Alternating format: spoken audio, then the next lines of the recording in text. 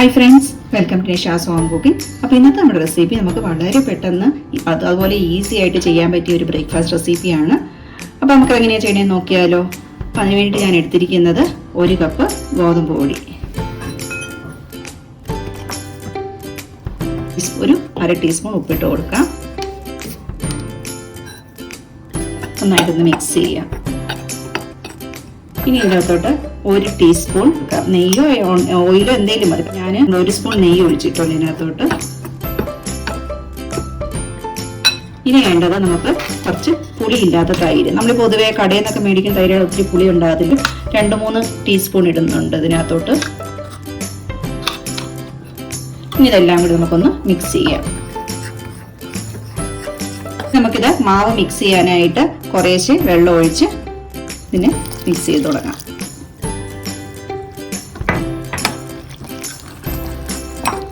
കട്ടയൊന്നുമില്ലാതെ നല്ല സ്മൂത്ത് ആയിട്ട് വേണം നമുക്കിത് തയ്യാറാക്കി എടുക്കാൻ.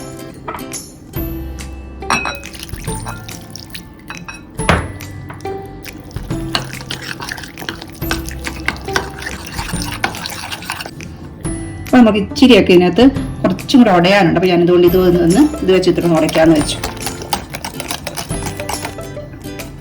നമ്മുടെ ബാറ്റർ നല്ല ഒട്ടും തന്നെ ലംസ് ഒന്നും ഇല്ലാതെ, നമുക്ക് കട്ടയൊന്നും ഇല്ലാതെ കറക്റ്റ് ആയിട്ട് റെഡിയായി വന്നിട്ടുണ്ട്. അപ്പൊ ഞാൻ 1 ഗ്ലാസ് വെള്ളമാണ് എടുത്ത് വെച്ചത്. ഏകദേശം ഇത്ര വെള്ളം വെച്ചോണ്ട് ഇനി പാത്രമാണ് വെള്ളം ഒഴിച്ചത്.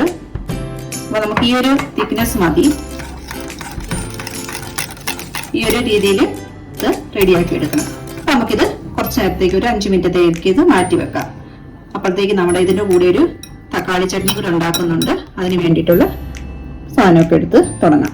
അപ്പൊ നമുക്ക് തക്കാളി ചട്നി ഉണ്ടാക്കാനായിട്ട് ഞാനിവിടെ എടുത്തിരിക്കുന്നത് 1 സവോള, പിന്നെ ഒരു 3 തക്കാളി എടുത്തിട്ടുണ്ട്, ഒരു പച്ചമുളക്, പിന്നെ ഒരു 2-3 വെളുത്തുള്ളിയുടെ അല്ലി, കുഞ്ഞു പീസ് ഇഞ്ചി.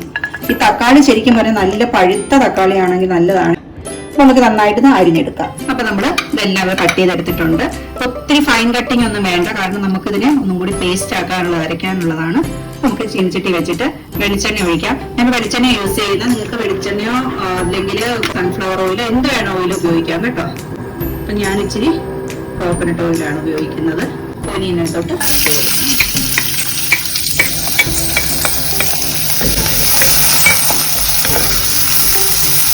നമുക്ക് കുറച്ച് സോൾട്ട് ഇട്ട് കൊടുക്കാം. സവോളയെ നമുക്ക് ഒത്തിരി അങ്ങോട്ട് ബ്രൗൺ ഒന്നും ആയ പോലെ വഴറ്റേണ്ട കാര്യമില്ല. അപ്പൊ അതൊക്കെ ഒന്ന് നല്ലപോലെ ഒന്ന് വാടി വന്നാൽ മതിയേ.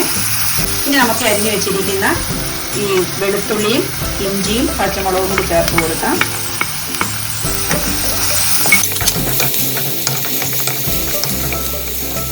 അപ്പൊ നമ്മുടെ സവോള ഒന്ന് ഒരുമാതിരി വഴഞ്ഞിട്ടുണ്ട്. അപ്പൊ ആ സമയം നമുക്ക് തക്കാളിയും കൂടി ഇട്ട് കൊടുക്കാം.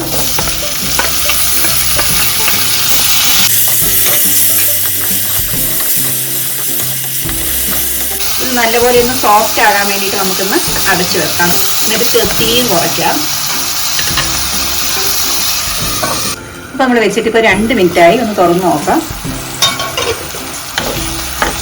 കണ്ടോ, പതുക്കെ വെള്ളമൊക്കെ സൈഡിൽ കൂടി വന്നിട്ടുണ്ട്, സോഫ്റ്റായി തുടങ്ങിയിട്ടുണ്ട്.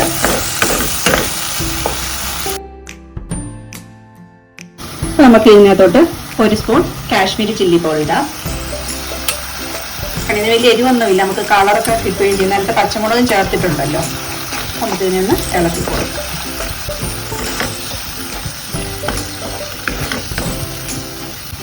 നമുക്ക് ഒരു 1/4 ടീസ്പൂണായിട്ട് ഇത് കായപ്പൊടിയും കൂടി ഇട്ട് കൊടുക്കാം. ഇനി കായത്തിന്റെ പൊടി ഇല്ല, നിങ്ങൾക്ക് കട്ടക്കായോ ആണെങ്കിൽ അതിട്ടാലും മതി. അത് കുറച്ച് ചെറിയ പീസ് ഇട്ടാൽ മതി. ഞാനിപ്പോൾ ശകല ഇടുവാണ് ഇതിനകത്ത്. അപ്പൊ നമ്മുടെ ഇത് വെച്ചിട്ടിപ്പം നോക്കാം. നല്ലപോലെ റെഡി ആയിട്ടുണ്ട്. ഇനി നമുക്കിത് തണുക്കാനായിട്ട് എടുത്തു വെക്കാം. ഇപ്പം നമ്മുടെ ദോശമാവ് നമ്മൾ ചട്നി ഉണ്ടാക്കണത്ര നേരം വെയിറ്റ് ചെയ്യിപ്പിച്ചു. അപ്പം നമുക്കൊന്ന് നോക്കാം. ഇതുണ്ടോ? ഇനി ഇതിനകത്തോട്ട് നമുക്ക് കുറച്ച് ബേക്കിംഗ് സോഡ അല്ലെങ്കിൽ ഈനോ ചേർക്കണം. അപ്പം ഈനോയ്ക്ക് ഉണ്ടല്ലോ, ഞാൻ സാധാരണ യൂസ് ചെയ്യുമ്പോൾ എനിക്ക് തോന്നുന്നു ഇത്തിരി ഒരു മധുരം തോന്നാറുണ്ട്. അപ്പം അപ്പത്തിനാണ് ഈനോ നല്ലത്. അപ്പം ദോശയ്ക്കാകുമ്പോൾ എനിക്ക് തോന്നുന്നത് ഈ ബേക്കിംഗ് സോഡ ആയിരിക്കും നല്ലത്. ഞാനൊരു 1/4 ടീസ്പൂണിൻ്റെ അടുത്തോളം ബേക്കിംഗ് സോഡ ഇടുവാണ്. നന്നായിട്ട് നമുക്കൊന്ന് മിക്സ് ചെയ്യാം.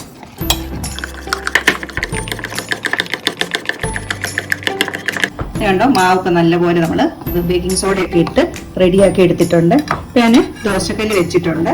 നന്നായിട്ട് ചൂടായി വന്നിട്ടുണ്ട്. കുറച്ച് വെള്ളം ഒന്നിനെ സ്പ്ലാഷ് ചെയ്ത് കൊടുക്കുക.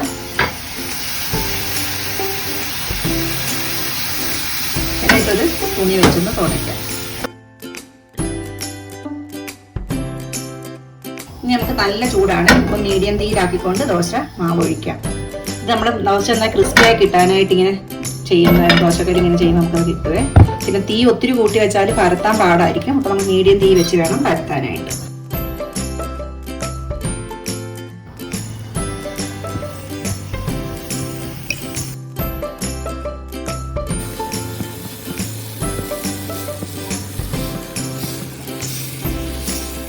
ഇനി വെച്ച് തീ കൂട്ടി വെക്കാം. നമ്മുടെ ദോശയുടെ സൈഡൊക്കെ കണ്ടു ഇങ്ങനെ മൊരിഞ്ഞ് വരാൻ തുടങ്ങിയിട്ടുണ്ട്. ഇപ്പൊ ഇനി ഓയിൽ ചേർക്കാം. ഒരു തരി ഒഴിക്കണമെങ്കിൽ ഇങ്ങനെ കണ്ടോ, ഒരു ലിറ്റിൽ മതി കേട്ടോ. നമുക്ക് ഒത്തിരി ഒന്നും ഒഴിക്കേണ്ട കാര്യമില്ല. ഒരു രസത്തിന് ഇച്ചിരി വേണമെന്ന് സ്പ്രെഡ് ചെയ്ത് കൊടുക്കാം. നമ്മുടെ ദോശ കണ്ടോ ഇതുപോലെ നല്ല ക്രിസ്പി ആയിട്ടാണ് വന്നേക്കണത്. നല്ല ക്രിസ്പി ആയിട്ടുള്ളൊരു ദോശ. വളരെ പെട്ടെന്ന് കണ്ടോ ഇതുപോലെ നമുക്ക് ചെയ്തെടുക്കാൻ പറ്റും. നമുക്കൊരു ഒറ്റ സമയം വേണ്ട. അതുപോലെ ടേസ്റ്റ് സൂപ്പർ ടേസ്റ്റ് ആട്ടോ ഇതിന്റെ. ഞങ്ങളുടെ വീട്ടിൽ മിക്കവാറും നമ്മൾ ഈ ബ്രേക്ക്ഫാസ്റ്റ് മറ്റേ ദോശയേക്കാളും കൂടുതൽ ഇവിടെ ഇഷ്ടം ഈ ദോശ തന്നെയാണ്, ഗോതമ്പിന്റെ ദോശയാണ്. അപ്പൊ നമ്മുടെ ചട്നി ഇപ്പം തണുത്തിട്ടുണ്ട്. നമുക്കൊരു മിക്സിയിലോട്ട് ഇട്ട് ഇതിനെ ഒന്ന് അരച്ചെടുക്കണം.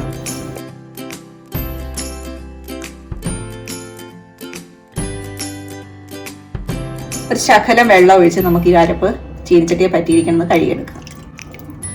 2 സ്പൂൺ ഉണ്ട് വെള്ളം. നമുക്ക് അതും കൂടി ഇതിനകത്തോട്ട് ഒഴിച്ചു കൊടുക്കാം. ഇനി നമുക്കിതിനെ നന്നായിട്ട് മിക്സിയിലിട്ട് അരച്ചെടുക്കാം. നമുക്കിതിനൊന്ന് കടുക് പൊട്ടിക്കാനായിട്ട് ചീനിച്ചട്ടിയിൽ ഇച്ചിരി എണ്ണ ഒഴിച്ച് കുറച്ച് കടുക് ഇട്ട് കൊടുക്കാം. വെളിച്ചെണ്ണയാണ് എടുത്തിരിക്കുന്നത്. കടുക് പൊട്ടി തുടങ്ങിയിട്ടുണ്ട്. ഒരു ശക്കരം കറിവേപ്പിലയും 2 മുളകും കൂടി ഇട്ട് കൊടുക്കും.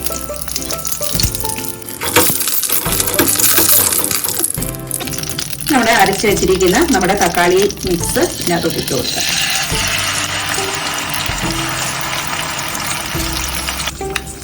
ഈ മിക്സി നമുക്ക് കഴുകിയിട്ട് ചക്കര വെള്ളവും കൂടി ഒഴിക്കാം.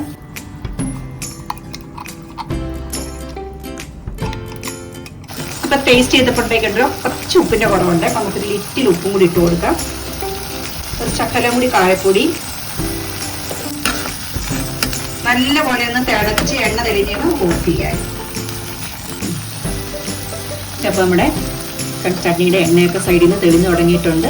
അപ്പൊ നമ്മുടെ ടേസ്റ്റി ആയിട്ടുള്ള തക്കാളി ചട്നി ഇപ്പം റെഡി ആയിട്ടുണ്ട്. നമുക്ക് അടുപ്പത്തുനിന്ന് വാങ്ങാം.